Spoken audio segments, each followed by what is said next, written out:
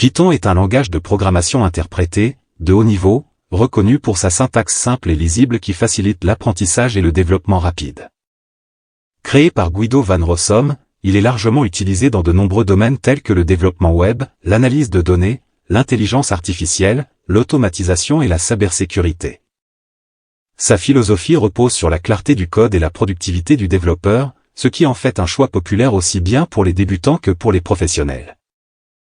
Grâce à une vaste bibliothèque standard et à une grande communauté, Python permet de créer des applications puissantes et variées tout en réduisant la complexité du développement. Le téléchargement de Python à partir de son site officiel est une étape simple, rapide et accessible à tous les utilisateurs, quel que soit leur niveau en informatique. Pour commencer, il suffit de se rendre sur la page d'accueil du site où une section dédiée au téléchargement est immédiatement visible. Le site est conçu de manière intuitive et détecte automatiquement le système d'exploitation utilisé, comme Windows, macOS ou Linux, afin de proposer une version recommandée adaptée à votre appareil. Cette suggestion apparaît généralement sous la forme d'un bouton clair indiquant la version la plus récente de Python disponible. En plus de cette option automatique, le site offre également la possibilité d'accéder à une page « Download » plus détaillée. Sur cette page, l'utilisateur peut explorer différentes versions du langage, y compris des versions antérieures, ce qui peut être utile pour des besoins spécifiques ou des compatibilités particulières. Chaque version proposée est accompagnée d'informations importantes, telles que son numéro de version, sa date de publication et parfois des notes explicatives. Une fois la version souhaitée sélectionnée, il suffit de cliquer sur le bouton de téléchargement correspondant. Le fichier est alors téléchargé directement sur l'ordinateur de l'utilisateur, sans nécessité de configuration préalable ni d'étapes compliquées. L'installation de Python est simple et rapide. Après avoir téléchargé le fichier, il suffit de lancer le programme d'installation. Une fenêtre s'ouvre avec plusieurs options, il est important de cocher la case « Add Python to Path » avant de continuer. Ensuite, cliquez sur « Install Now » pour démarrer l'installation automatique. Le processus dure quelques minutes. Une fois terminé, Python est prêt à être utilisé depuis le terminal ou un environnement de développement. La vérification de l'installation de Python via le terminal est une étape importante. Il suffit d'ouvrir le terminal puis de taper la commande Python vers Python 3 version. Si Python est correctement installé, la version du langage s'affiche à l'écran. Vous pouvez aussi tester la commande Python pour accéder à l'interpréteur interactif et exécuter une instruction simple.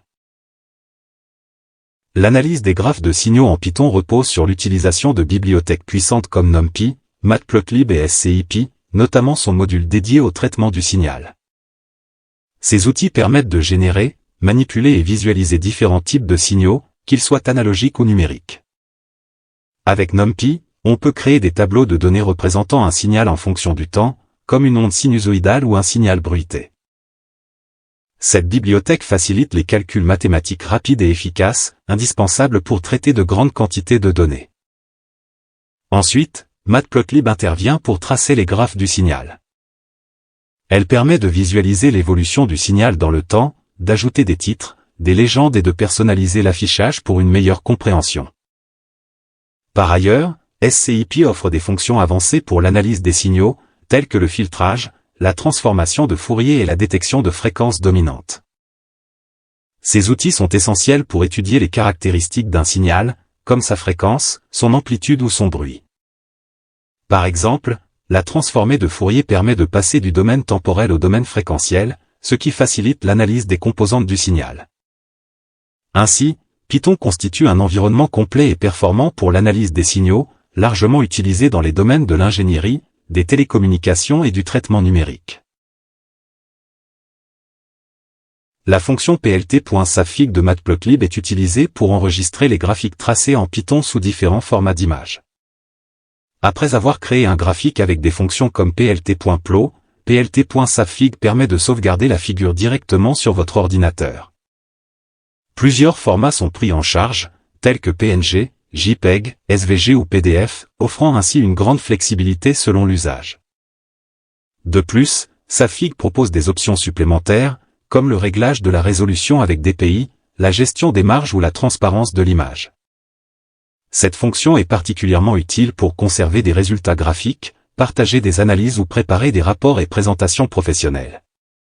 Tkinter est une bibliothèque de Python qui permet de créer des interfaces graphiques interactives, ce qui la rend idéale pour réaliser des projets éducatifs ou scientifiques, comme des simulations physiques ou des outils de calcul.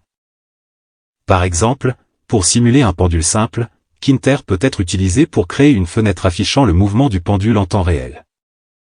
En combinant Tkinter avec des bibliothèques comme NumPy ou Matplotlib, il est possible de calculer les positions, vitesse et accélération du pendule, puis de mettre à jour graphiquement sa trajectoire dans l'interface. De la même manière, Tkinter permet de concevoir une calculatrice informatique interactive. Les boutons, champs de saisie et affichage peuvent être facilement créés pour permettre à l'utilisateur d'entrer des nombres et des opérations. PyQt permet de créer des interfaces graphiques avancées pour afficher en temps réel la variation des signaux acquis. En intégrant des bibliothèques comme NumPy et SciPy, il est possible de calculer des statistiques telles que la densité spectrale de puissance et d'effectuer des analyses temps fréquence. Les graphiques peuvent être mis à jour dynamiquement dans la fenêtre PyQt, offrant une visualisation instantanée du signal et de ses caractéristiques fréquentielles. Cette approche facilite l'étude et le suivi des signaux en temps réel de manière interactive et précise. Pygam est une bibliothèque de Python conçue pour créer des jeux vidéo et des simulations interactives de manière simple et efficace. Elle fournit des outils pour gérer les graphiques, les sons, les événements clavier et souris, ainsi que le temps et l'animation. Grâce à Pygam, il est possible de développer des environnements dynamiques où les objets bougent, interagissent et réagissent aux actions de l'utilisateur. Pour les simulations, Pygam permet de visualiser des phénomènes physiques ou mathématiques en temps réel, comme le mouvement d'un pendule ou la propagation d'ondes, en combinant les calculs scientifiques avec des représentations graphiques. Pour les jeux vidéo, elle facilite la création de personnages, de niveaux, de collisions et de sons, tout en restant accessible aux débutants. Sa compatibilité avec d'autres bibliothèques Python, comme NumPy, enrichit les possibilités pour des projets éducatifs, ludiques ou expérimentaux. PyInstaller est un outil puissant utilisé pour transformer des scripts Python en applications exécutables autonomes, principalement pour le système d'exploitation Windows, bien qu'il soit également compatible avec Linux et macOS. L'intérêt majeur de PyInstaller réside dans sa capacité à regrouper le code Python, les bibliothèques et les ressources nécessaires, images, fichiers de configuration, etc. en un seul fichier exécutable, permettant ainsi la distribution d'un logiciel sans nécessiter que l'utilisateur final installe Python ou les dépendances du projet. Ce processus est particulièrement utile pour les développeurs souhaitant partager leurs algorithmes Python sous forme de logiciels destinés à un public non technique. La démarche pour créer un exécutable avec PyInstaller commence par l'installation du module via pip. Ensuite, le développeur utilise la ligne de commande pour spécifier le script Python à transformer. PyInstaller propose différentes options.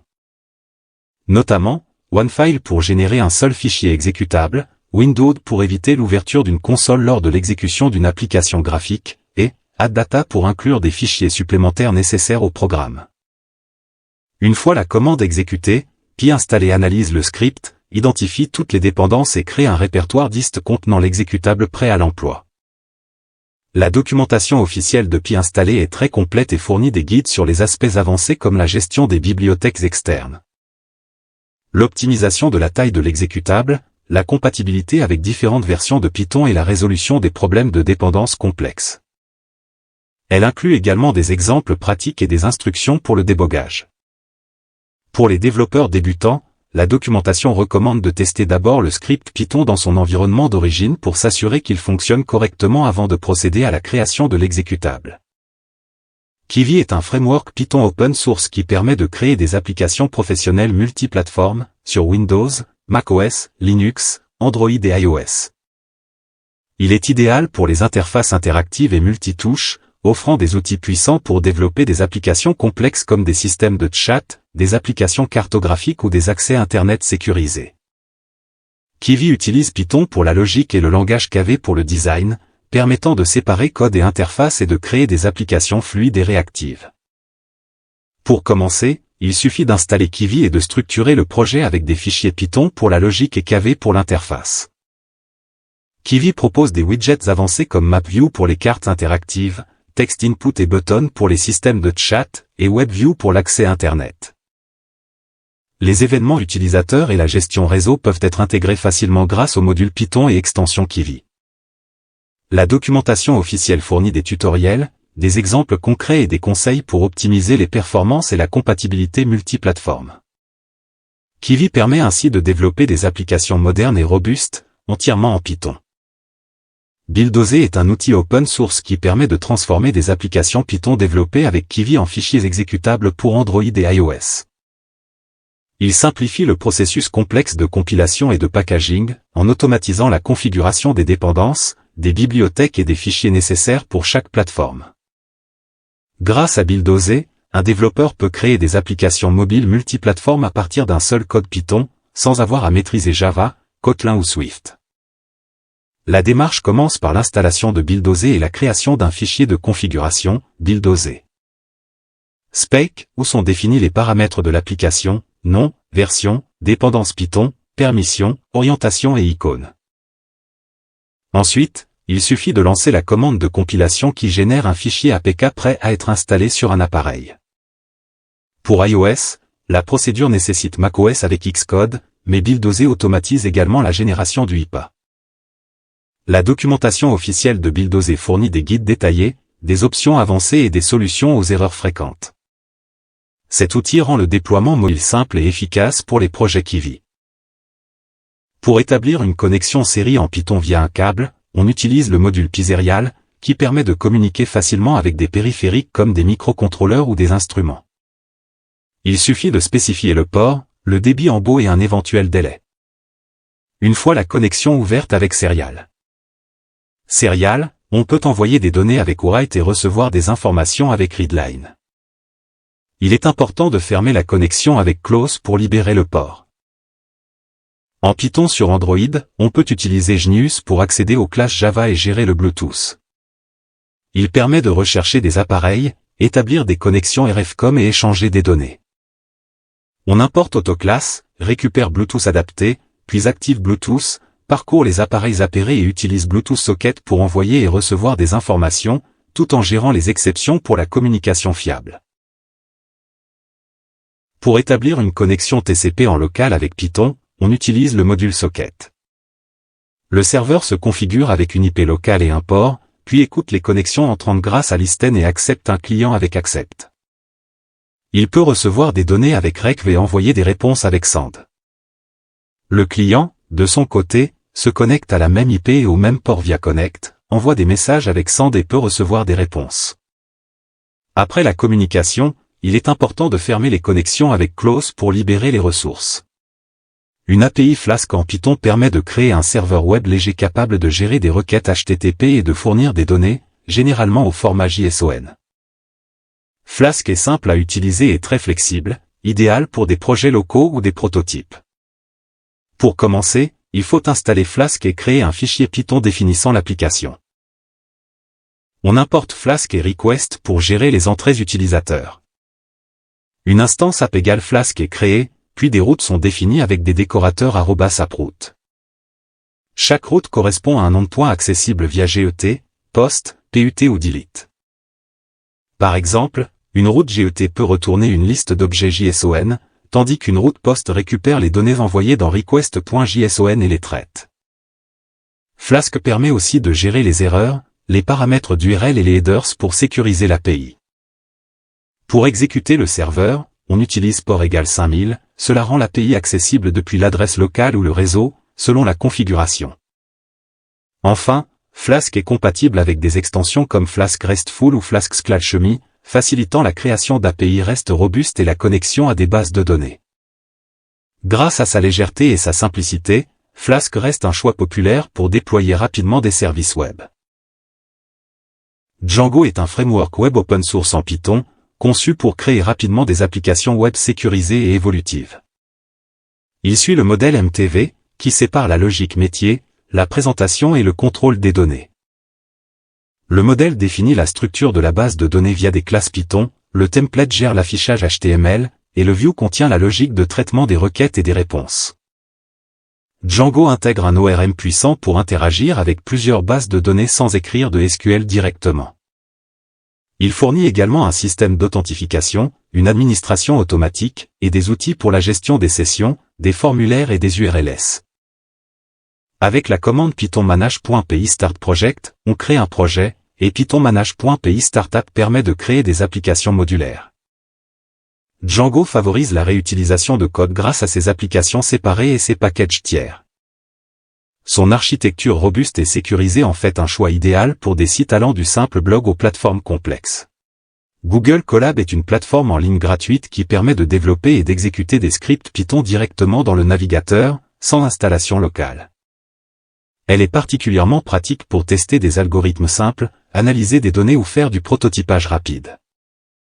Colab offre un environnement basé sur des notebooks, similaire à Jupyter, où chaque cellule peut contenir du code exécutable ou du texte explicatif en Markdown. Les utilisateurs peuvent écrire des fonctions, tester des boucles, manipuler des listes ou des dictionnaires et visualiser les résultats immédiatement.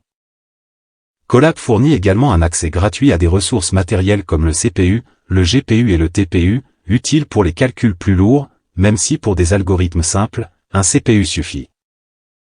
Les fichiers peuvent être importés depuis Google Drive ou directement téléchargés depuis l'ordinateur, et les notebooks peuvent être partagés facilement pour collaborer avec d'autres développeurs. Cette plateforme est idéale pour apprendre, expérimenter et prototyper rapidement des idées en Python. GitHub Codespace est un environnement de développement intégré en ligne, directement accessible depuis un navigateur et connecté à un dépôt GitHub. Il permet de coder, tester et déboguer des projets sans installer de logiciel localement.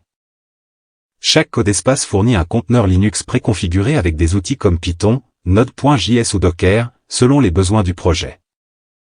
Les développeurs peuvent exécuter du code, installer des extensions Visual Studio Code et collaborer en temps réel avec d'autres membres de l'équipe. Les changements effectués sont synchronisés avec le dépôt GitHub, facilitant le contrôle de version et la gestion des branches. Codespace est idéal pour expérimenter des projets, prototyper rapidement des fonctionnalités ou contribuer à des dépôts open source sans configuration complexe.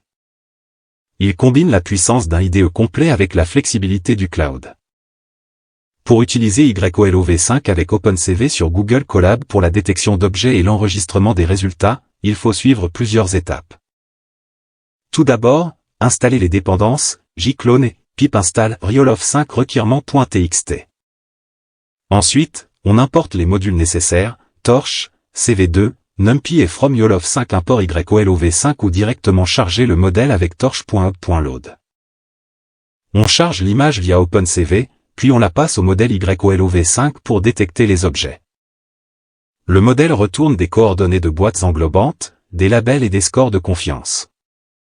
Avec OpenCV, on peut dessiner les boîtes sur l'image avec cv2.rectangle et annoter les classes détectées avec cv2.putext.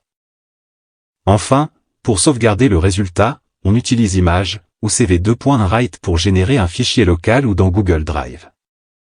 Cette méthode permet de traiter une ou plusieurs images, d'identifier des objets avec YOLOv5, de visualiser les détections en temps réel et de conserver les images annotées pour des analyses ou présentations ultérieures. Pour développer des projets de vision par ordinateur, de deep learning ou de NLP dans GitHub Codespace, il est essentiel de configurer correctement l'environnement et d'installer les bibliothèques nécessaires. Codespace fournit un conteneur Linux préconfiguré avec Python, mais il faut installer manuellement les packages en fonction des besoins du projet.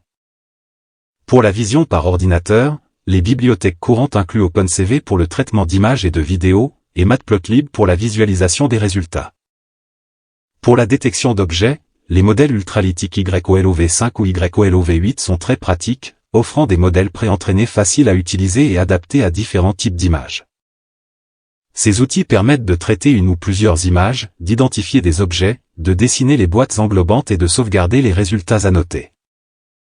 Pour le deep learning, PyTorch est largement utilisé pour entraîner ou utiliser des modèles complexes, tandis que TensorFlow Keras fournit une alternative flexible pour créer des réseaux de neurones modulaires. Pour la génération d'images ou de contenu multimodal, Diffuser permet d'utiliser des modèles comme Stable Diffusion ou des variantes texte-to-image. Ces bibliothèques s'intègrent parfaitement avec PyTorch, ce qui simplifie l'inférence et la personnalisation des modèles selon le projet. Dans Codespace, la gestion des dépendances se fait via un fichier requirement.txt ou des commandes pip install. Une configuration typique inclurait Torch, Torch Vision, TensorFlow, Keras, OpenCV Python, Matplotlib, NumPy, Panda, Scikit-learn, Transformer, Diffusé et Ultralytic. Une fois installées, ces bibliothèques permettent de créer des pipelines complets, importer des images ou des textes, passer par un modèle préentraîné ou personnalisé, analyser les résultats, visualiser les données et sauvegarder les sorties.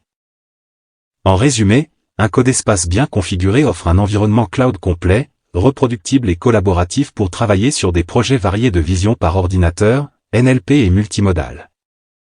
Python est un langage polyvalent, simple à apprendre et extrêmement puissant, ce qui le rend adapté à presque tous les domaines. En data science, il permet l'analyse, la visualisation et le machine learning grâce à des bibliothèques comme NumPy, Panda, PyTorch et TensorFlow. En développement web, des frameworks comme Flask et Django facilitent la création d'applications robustes. Il est également utilisé en vision par ordinateur, NLP, automatisation, robotique et IoT, grâce à sa vaste communauté et ses packages spécialisés. Sa lisibilité, sa flexibilité et son écosystème riche en font un outil incontournable pour chercheurs, ingénieurs et développeurs.